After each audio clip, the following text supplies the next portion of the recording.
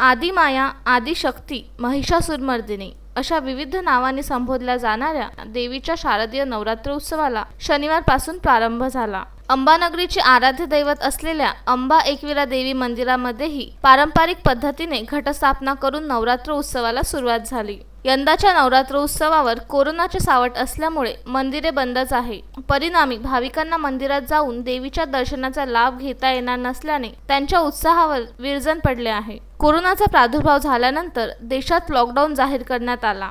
काही महिन्यानंतर लॉकडाऊनमध्ये शिथिलता देण्यात आली। आता अनलॉक झाल्यानंतरही मंदिरे अद्यापही बंदच आहे। त्यामुळे गणेशोत्सव, महालक्ष्मी पूजनानंतर आता नवरात्र उत्सवावर सुद्धा कोरोनामुळे विरजण पडले आहे।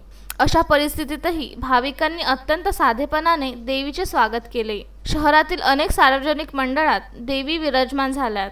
अंबा एकविरा देवी मंदिरातही घटस्थापनेने नवरात्र उत्सवाला सुरुवात करण्यात आली। आगामी 9 दिवस मंदिराच्या आतच पुजाऱ्यांकडून धार्मिक विधी पार पडण्यात येणार आहे। 24 ऑक्टोबर पर्यंत हा उत्सव चालणार आहे। या दिवशी नवमीचा होम करण्यात येणार आहे। नवरात्र उत्सवानिमित्त अंबा एकविरा देवी मंदिर परिसरात दरवर्षी भरणारी यात्रा ही रद्द झाली आहे। त्यामुळे भाविकांच्या उत्साहावर विरजण पडले असून त्यांचा चांगलाच हिरमोड झाला आहे। परंतु भाविकांना अंबा एकविरा देवीच्या दर्शनाचा ऑनलाईन लाभ घेता येणार आहे। उत्तम ब्राह्मणवाडे, विदर्भ न्यूज, अमरावती।